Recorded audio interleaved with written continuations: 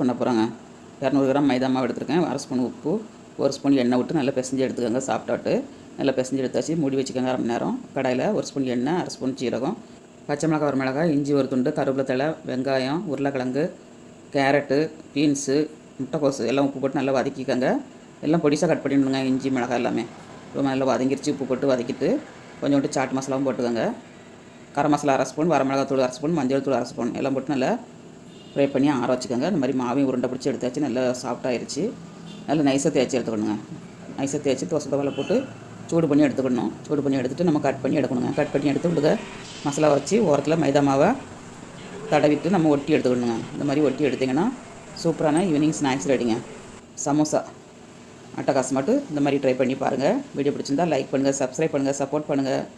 யாருமே லைக் பண்ண மாட்டேங்க. ஒரு லைக் பண்ணிவிட்டு பாருங்கள். எம்மியாக இருக்குங்க. ட்ரை பண்ணுங்கள். வீடியோ பிடிச்சிருந்தா லைக் பண்ணுங்கள்.